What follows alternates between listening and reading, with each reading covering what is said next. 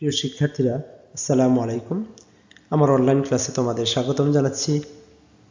আমি মোহাম্মদ সোহেল রানা। আজ নিউটনের প্রথম এবং দ্বিতীয় সূত্র সম্পর্কে জানার চেষ্টা করব। প্রথম সূত্রে বলা হয়েছে, বাইরে থেকে বল প্রয়োগ করা না হলে বস্তু স্থির থাকবে এবং সরল রেখায় সমবেগে চলমান বস্তু সরল রেখায় সমবেগে চলতে থাকবে। নিউটনের প্রথম সূত্রকে অনেক সময় জড়তা সূত্র বলা হয়। তার কারণ ওই যে স্থির বস্তুর স্থির থাকতে চাওয়া, সরল রেখায় চলমান বস্তু সরল রেখায় চলমান চলতে থাকা, এটা হচ্ছে এক ধরনের জড়তা। জড়তা হলো স্থির বস্তুর স্থির থাকা এবং গতিশীল বস্তুর গতিশীল থাকার প্রবণতা। এই যে একটা প্রবণতা বা ইচ্ছা, এটাকে বলবো আমরা জড়তা।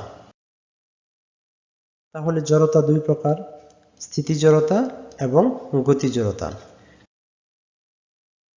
এখন আসুন, এই যে এই বিন্দুতে একটা বস্তু, এই বস্তুটা হচ্ছে গিয়া স্থির বস্তু। যদি বাইরে থেকে কোনো বল প্রয়োগ করা না হয়, এফ মানে ফোর্স মানে বল, যদি প্রয়োগ করা না হয়, তাহলে এই বস্তুটা এই স্থির অবস্থায় থাকবে বা থাকতে চাইবে। এটাকে বলবো বস্তুর স্থিতি জড়তা। এখন এই বস্তুটাকে যদি এই বস্তুটাই যদি গতিশীল অবস্থায় চলতে থাকে, তাহলে দেখো, গতিশীল বস্তু অর্থাৎ এখান থেকে যে সরল রেখা বরাবর সে যে চলতেছিল, এটা চলতেই থাকতো যদি বাইরে থেকে কোনো একটা বল প্রয়োগ করা না হয়। অর্থাৎ এই যে চলতে থাকতে চাওয়াটা, এটাকে বলা হয় গতি জড়তা। তোমাদের বইয়ে স্থিতি এবং গতি জড়তা নিয়ে দুটি উদাহরণ দেওয়া হয়েছে, চমৎকার উদাহরণ। একটা গ্লাসের উপরে একটা কার্ডবোর্ড রেখে তার উপরে যদি একটা কয়েন রাখা হয় বা একটা মুদ্রা রাখা হয়, এবার কাগজটিকে আমি যদি টান দিই বা মুভ করি, সরিয়ে নেই, তাহলে গতি জড়তার জন্য কাগজটা সরে যাবে, আর মুদ্রাটির স্থিতি জড়তার জন্য গ্লাসের ভিতরে মুদ্রাটা পড়ে যাবে। অর্থাৎ মুদ্রাটা স্থির ছিল, সে স্থির থাকতে চায়, কিন্তু কাগজটাকে হঠাৎ করে গতিশীল করায় কাগজটা চলে গিয়েছে, কিন্তু স্থির বস্তু কয়েনটা গ্লাসের ভিতর পড়ে যাবে। এটা হচ্ছে স্থিতি জড়তার উৎকৃষ্ট একটা উদাহরণ। তোমরা বাসায় নিজেরা চেষ্টা করে দেখবে। গতি জড়তার আরেকটি উদাহরণ তোমাদের দেওয়া হয়েছে।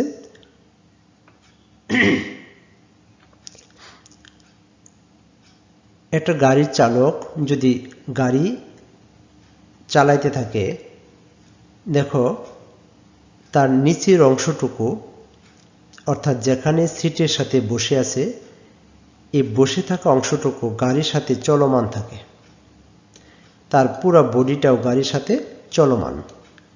গাড়িটা যত বেগে চলবে, তার বেগ, তার বডি ওই অত বেগে চলতে থাকবে। কিন্তু হঠাৎ করে গাড়িটা থামিয়ে দিলে, গাড়িটা থেমে যাওয়ার সাথে সাথে গাড়ির নিচের সিট এবং দেহের নিচের অংশটুকু, গাড়ির সাথে সংযুক্ত অবস্থার অংশটুকু থেমে যায়, কিন্তু সামনের অংশটুকু চলমানই থাকতে চায়। এই জন্য আমরা সামনের দিকে ঝুঁকে পড়ি। এবার আসো নিউটনের দ্বিতীয় সূত্র নিয়ে কথা বলি। কোনো বস্তুর ভরবেগের পরিবর্তনের হার এর উপর প্রযুক্ত বলের সমানুপাতিক। সমানুপাতিক জিনিসটা তোমরা হয়তো বুঝতে পারো। যাই হোক, কোনো জিনিস যদি সমানুপাতে বাড়ে এবং সমানুপাতে কমে, অর্থাৎ ছোট্ট একটু উদাহরণ, তোমার আয় যদি বাড়ে, ব্যয় বাড়বে, আয় কমলে ব্যয় কমবে। অর্থাৎ আয়ের সাথে এই যে ব্যয়ের একটা সম্পর্ক, এটা হচ্ছে এক ধরনের সমানুপাতিক সম্পর্ক। যাই হোক, বল যেদিকে কাজ করবে ভরবেগের পরিবর্তন সেদিকে হবে। অর্থাৎ এই একটা এম বলের একটা বস্তুর উপরে যদি আমি বল প্রয়োগ করি, তার বেগটা যদি বি হয়, তাহলে আমি যেদিকে বল প্রয়োগ করব বেগটাও ঠিক ওই দিকেই হবে। এটাকে বলছে ভরবেগের পরিবর্তন, সেদিকেই হয়ে থাকবে। নিউটনের দ্বিতীয় সূত্রে বল ও ভরবেগের পরিবর্তনের হারের মাঝে সমানুপাতিক সম্পর্কের কথা বলা হয়েছে। অর্থাৎ বল প্রয়োগে ভরবেগের যে পরিবর্তন হবে সেটা হবে প্রযুক্ত বলের সমানুপাতিক। মনে করো এ বিন্দুতে এম ভরের একটি বস্তু ছিল, সেটা আদিবেগ ছিল ইউ। এই বস্তুটাকে বল প্রয়োগ করে বি বিন্দুতে নিয়ে আসা হলো। ভর তার ঠিকই আছে এবং তার বেগটা চেঞ্জ হয়ে বি হয়েছে। এখানে তার প্রথম দিকে বেগ ছিল ইউ, শেষের দিকে বেগ ছিল বি। তাহলে আদি ভরবেগ হলো এম ইউ, শেষ ভরবেগ হলো এম বি। এখন আমরা বুঝতে পারবো শেষ ভরবেগ যেহেতু এম বি এবং আদি ভরবেগ যেহেতু এম ইউ, ভরবেগ কতটুকু পরিবর্তন। অতএব ভরবেগের পরিবর্তন m v minus m u. M v থেকে যদি এম ইউ বাদ দিই, অর্থাৎ শেষ ভরবেগ থেকে যদি আদি ভরবেগ, এই আদি ভরবেগ বাদ দিই, তাহলে ভরবেগের পরিবর্তনটা আমরা পেয়ে যাব। দেখো এখান থেকে এম এবং এখান থেকে এম যেহেতু কমন জিনিস, এটা কমন নেওয়া হয়েছে বি মাইনাস ইউ, অর্থাৎ ভরবেগের পরিবর্তন বি মাইনাস ইউ। প্রিয় শিক্ষার্থীরা, দেখো এই বস্তুটার আদি বেগ ছিল ইউ, শেষ বেগ ছিল বি। অবশ্যই এখানে একটা সময় কাজ করেছে। সেই সময় যখন আমরা নিয়ে আসব তখনই ভরবেগের পরিবর্তনের হার কথাটা আসবে।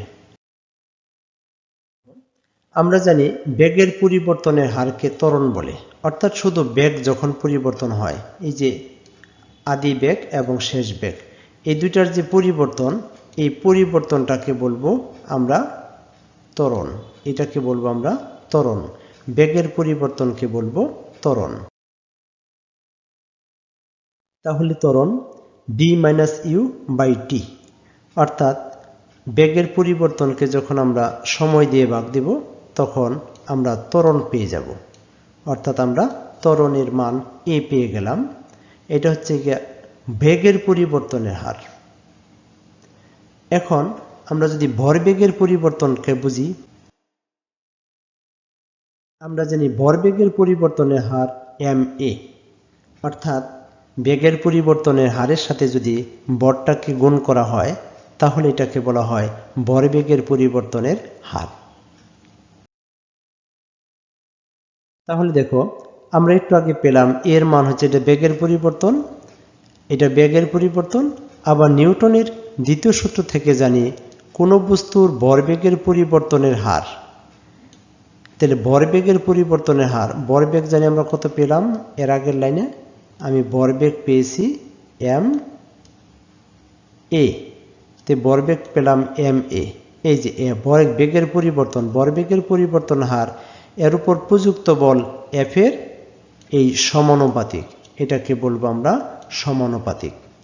তাহলে আমরা দেখলাম কোনো বস্তুর ভরবেগের পরিবর্তনের হার এর উপর প্রযুক্ত বলের সমানুপাতিক এফ সমানুপাতিক এম এ। এখানে এই চিহ্নটাকে আমরা সমানুপাতিক ধ্রুবক বলি। তার কারণ এই চিহ্নটাকে যদি আমরা তুলে দিতে চাই একটা সমীকরণের মতো, তাহলে এখানে একটা অক্ষর কে চলে আসছে। এই সমানুপাতিকের পরিবর্তে এই কে চলে আসছে। এই কে এর মানটাকে আমরা যদি বের করতে চাই তাহলে আমাদের বলের নিউটনের সংজ্ঞাটাকে জানতে হবে। অর্থাৎ কে এর একটা মান যদি না পারি, আমরা না জানি, তাহলে এখান থেকে আমরা কোনো সলিউশন করতে পারবো না, অঙ্ক করতে পারবো না।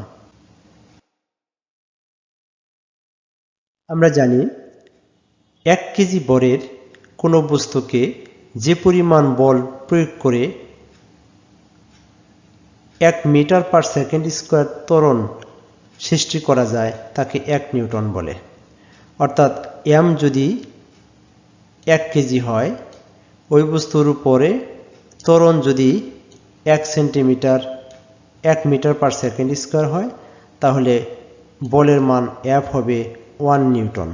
অর্থাৎ এখান থেকে আমরা এম, এ এবং এফ এর মান আমরা জেনে ফেললাম। যখন এই 3টা মান আমরা এখানে বসাই দিব, এফ এর মান, এম এর মান এবং এর মান, তখন কে এর মানটা বের হয়ে আসবে।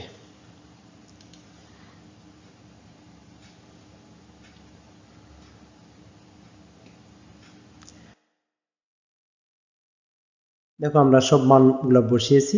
এফ এর মান হচ্ছে 1, কে এর মান আমরা বের করব, এম এর মান 1, এর মান 1, তাহলে কে ইজ ইকাল টু 1।